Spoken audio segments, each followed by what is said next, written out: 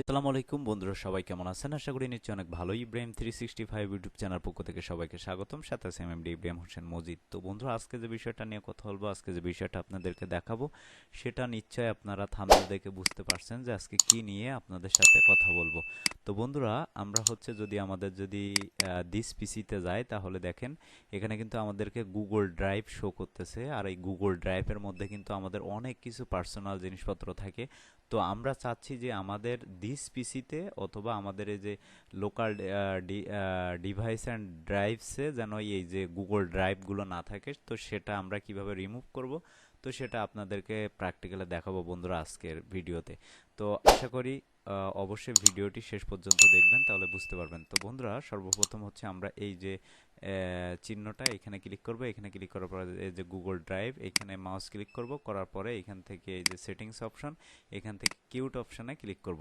তো ক্লিক করার পরে এখন আমরা যদি এখানে যাই, তাহলে দেখেন এখানে কিন্তু আমাদের কিন্তু এই যে গুগল ড্রাইভটা কিন্তু এখন আর নাই, তবে এটা কিন্তু আবার আসতে পারে।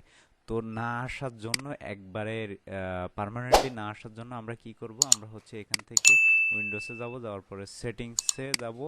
যাওয়ার পরে এখান থেকে হচ্ছে আমরা যেটি করব, আমরা অ্যাপসে ক্লিক করব। তো অ্যাপসে ক্লিক করার পরে এখানে হচ্ছে আমরা একটু স্ক্রল করে নিচে আসবো। দেখেন স্ক্রল করে নিচে আসবো, এখানে হচ্ছে গুগল ড্রাইভ কোথায় আমরা একটু দেখে নিব। গুগল ড্রাইভ এখানে দেখেন আমার গুগল ড্রাইভ কিন্তু 3টা ড্রাইভ আছে। তো আমি সবগুলোকে আনইনস্টল করব। ঠিক আছে, এই যে আনইনস্টল করলাম, এই যে রিমুভ, এই যে এখান থেকে রিমুভ করব। তো তারপর হচ্ছে একটু নিবে, একটু সময় নিবে।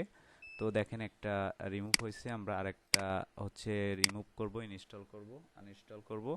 তো দেখেন একটু সময় নিবে। তো তারপর হচ্ছে আরেকটা, এখানে আপনি চাইলে অনেকগুলো ড্রাইভ আপনি হচ্ছে রাখতে পারেন। তো তারপর হচ্ছে এখানে আমরা আনইনস্টল করে দিব। আনইনস্টল করে দিলে এই যে দেখেন আনইনস্টল হয়ে গেছে।